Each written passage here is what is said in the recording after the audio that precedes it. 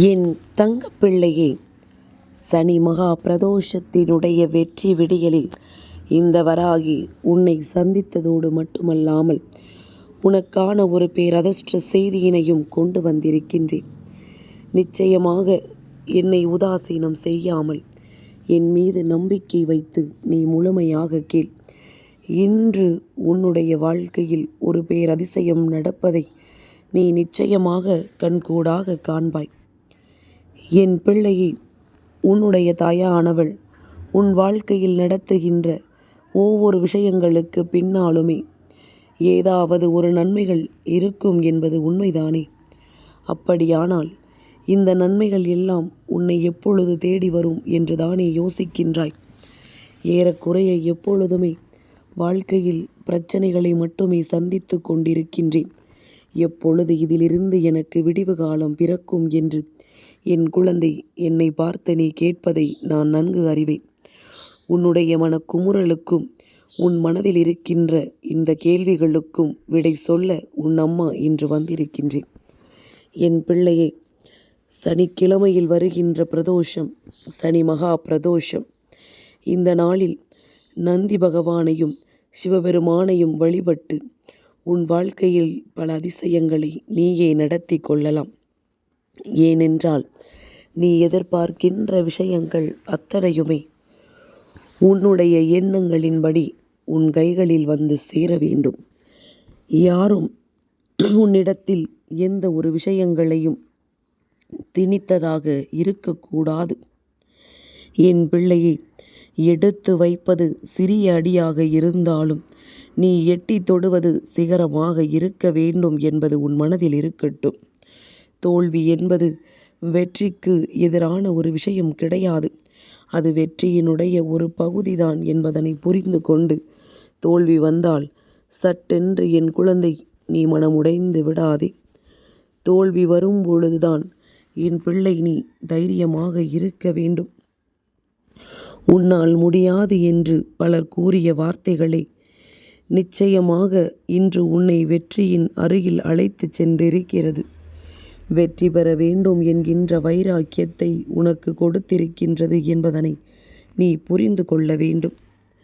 என் குழந்தையே, இன்று நந்தி பகவானினுடைய அருளை நீ பெற்று கொண்டாயானால் சர்வ நிச்சயமாக சிவபெருமானிடத்திலிருந்து உன் வேண்டுதல்கள் உடனடியாக நிறைவேறிவிடும்.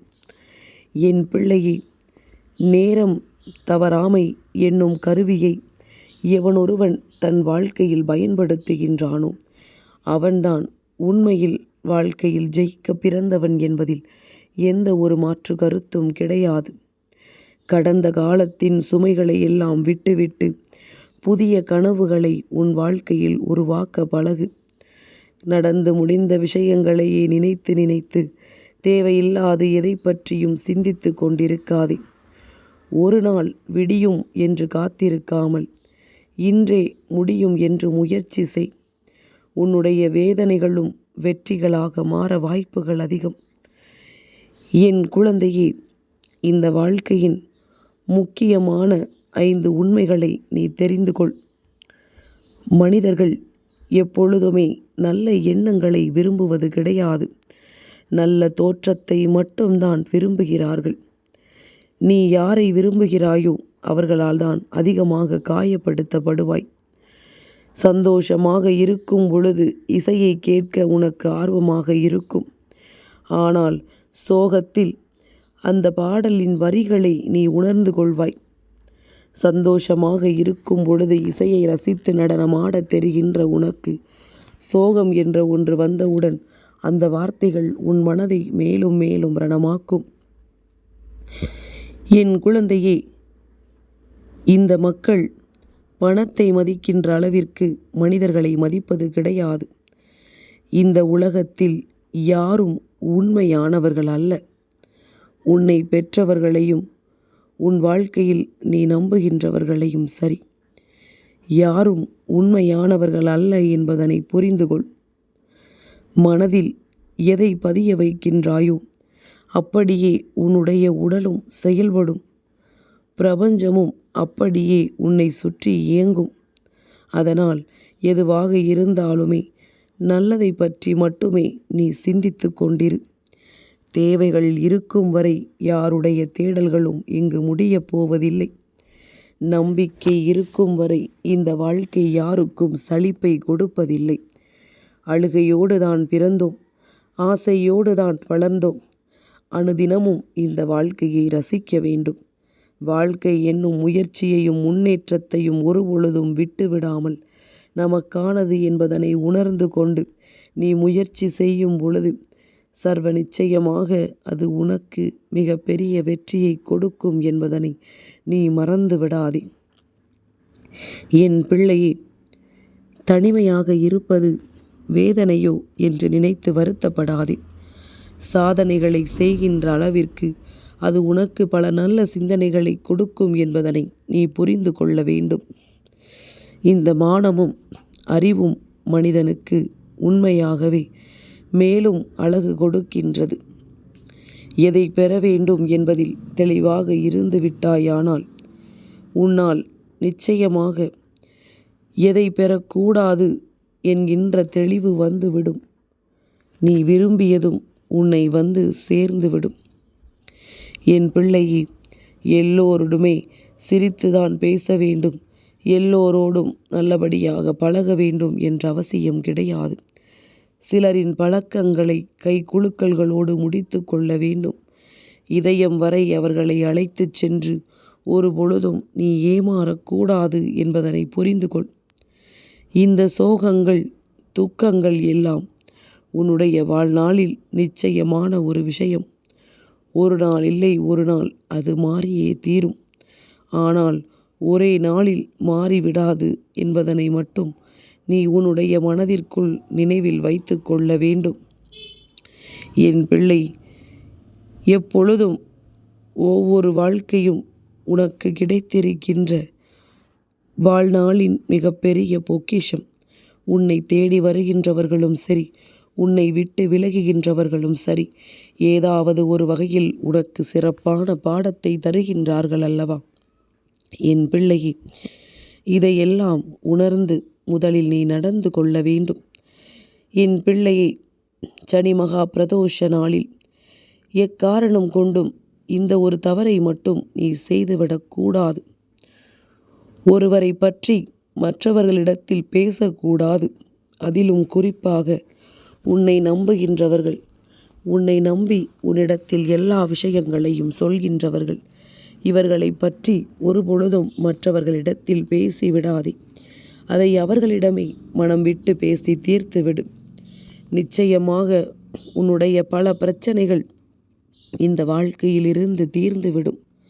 உன்னை ஆட்டி படைத்த பல கஷ்டங்கள் உன்னை விட்டு விலகி ஓடும். என் குழந்தையே, யாருமே உன்னுடைய கண்ணீரை பார்ப்பது கிடையாது. யாரும் உன்னுடைய கவலைகளை பார்ப்பது கிடையாது. யாரும் உன்னுடைய வலிகளையும் வேதனைகளையும் பார்ப்பது கிடையாது. ஆனால் எல்லோரும் உன்னுடைய தவறு மட்டும் என்னவென்று பார்க்கிறார்கள். என்ன தவறை செய்துவிட்டாய் என்று அவர்கள் பார்க்கிறார்கள். அப்படி அவர்கள் பார்க்கிறார்கள் என்று நாம் நினைக்கும் பொழுதே நம்முடைய மனதிற்கு அது வேதனையை கொடுக்கும் அல்லவா? அப்படியானால் என் குழந்தை, எல்லாவற்றையும் கடந்து உனக்கான சந்தர்ப்பங்களை புரிந்து உன்னுடைய வெற்றியினை நீ நல்லபடியாக தொட்டுவிடு. அதன் பிறகு பேசிய இந்த வாய்கள் அத்தனையும் மூடிக்கொள்ளும். உன்னுடைய தன்மை எல்லோரோடும் அன்போடு பழகுவது, உன்னுடைய பலம், உன் மீது நீ கொண்டிருக்கின்ற நம்பிக்கை, உன்னுடைய பலவீனம் உன்னை நம்ப வைத்து ஏமாற்றுகின்றவர்கள் மட்டும்தான். என் குழந்தையே, அன்பு என்ற பெயரில் இங்கு வாழ்க்கையில் நிச்சயமாக பல போராட்டங்கள் நடக்கத்தான் செய்யும். அதையெல்லாம் தலைமையேற்று வாழ்க்கையில் சிலர் நடத்தும் பொழுது இந்த விஷயம் உனக்கு மிகுந்த மன கஷ்டத்தை கொடுத்துவிடும் என்பதனை உன் அம்மா என்னால் புரிந்து கொள்ள முடிகின்றது. நான் உன்னுடைய வாழ்க்கையில் கொடுக்க நினைக்கின்ற ஒவ்வொரு விஷயங்களுக்கு பின்னாலும் சர்வ நிச்சயமாக பல உண்மைகள் மறைந்து கிடக்கின்றது. இந்த உண்மைகளை என்னவென்று புரிந்து கொண்டு, உன்னுடைய தேவைகளை என்னவென்று தெரிந்து கொண்டு, யார் உன்னை விட்டு விலகினாலும் சரி, இந்த வராகி உன் வெற்றியை உன் கைகளில் ஒப்படைப்பேன் என்பதனை நீ மறந்து விடாதே. நான் நினைத்த மாத்திரத்தில் உனக்கான சந்தோஷத்தை உன் கைகளில் தருவேன் என்பது எப்பொழுதும் உன் நினைவில் இருக்கட்டும். என் குழந்தையே, பேச வேண்டாம் என்று முடிவெடுத்த பின்னும் நீயாக பேச மாட்டாயா என்று ஒருவர் நினைக்கிறார் என்றால், அந்த அன்புதான் புரிதலுக்கான அன்பு. அந்த அன்புதான் மீண்டும் இந்த வாழ்க்கையை தொடர்வதற்கான அன்பு. இல்லாத பட்சத்தில் நீ என்ன செய்தால் எனக்கென்ன, நீ பேசவில்லை என்றால் எனக்கென்ன என்று சொல்லி உன்னை விட்டு விலகி நிற்கின்ற அன்பு எப்பொழுதும் மீண்டும் உன் அன்பினை பெறுவதற்கு தயாராக இல்லாத அன்பு ஒரு நாளும் இந்த வாழ்க்கையில் உனக்கு தேவையில்லை என்பதனையும் நீ புரிந்து கொள்ள வேண்டும்.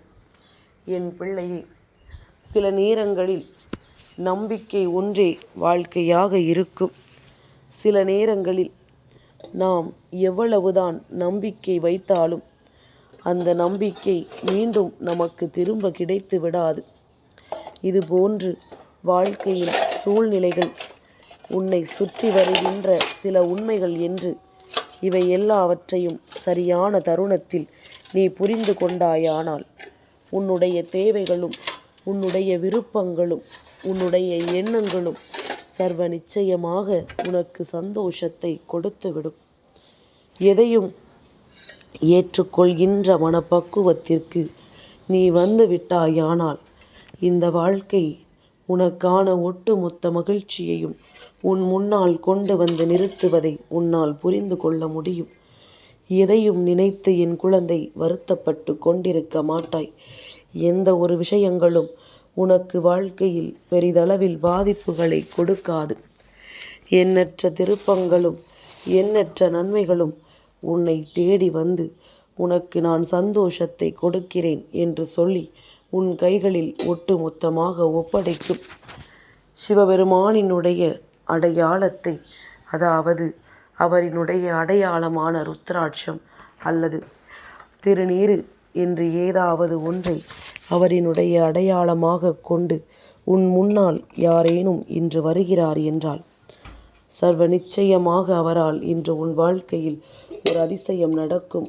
அது மட்டுமல்லாமல் சிவனின் அன்பும் அருளும் உனக்கு கிடைத்து விட்டது என்பதனையும் நீ சர்வ நிச்சயமாக புரிந்து கொள்வாய்.